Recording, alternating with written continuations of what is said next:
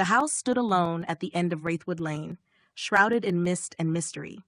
Its weathered, slate-blue exterior seemed to blend with the fog that curled around its base, giving it an otherworldly appearance. The ancient oaks, with their gnarled branches and skeletal forms, loomed over it like silent sentinels. To the townsfolk of Greystone, the house was known as the Delacroix Mansion, but no one had lived there for decades. Its darkened windows and sagging porch suggested a place abandoned and forgotten, yet the faint glow of candlelight often flickered through the panes at night. The stories about the house were as old as the town itself. Some spoke of the Delacroix family, who had built the house in the late 1800s, while others whispered about the tragedy that befell them one stormy night.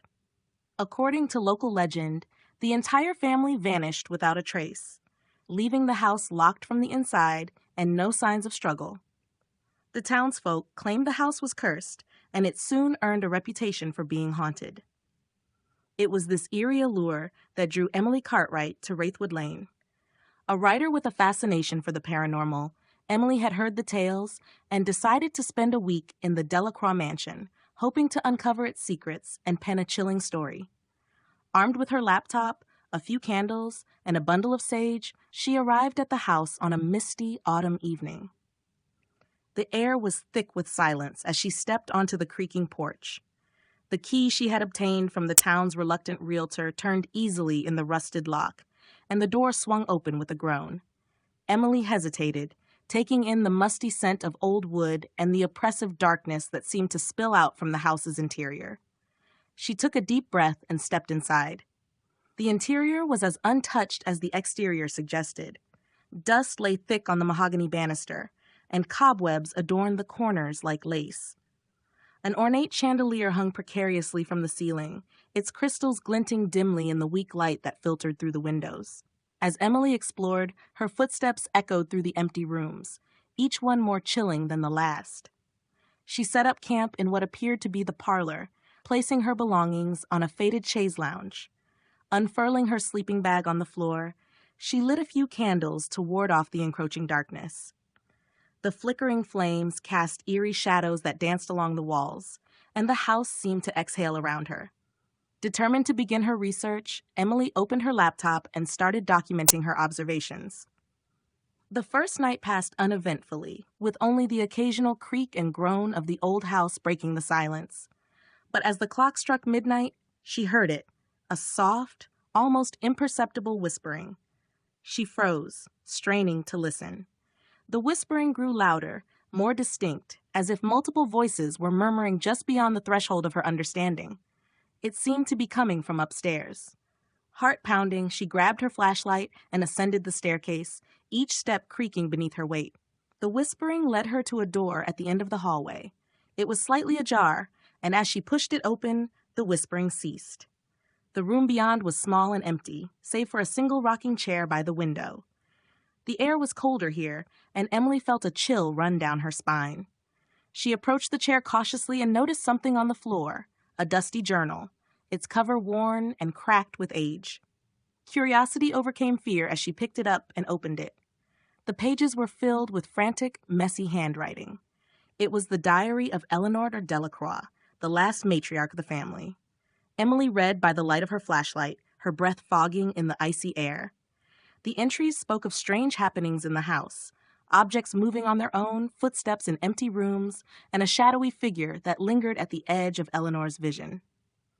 The final entry, dated the night the family disappeared, was particularly disturbing.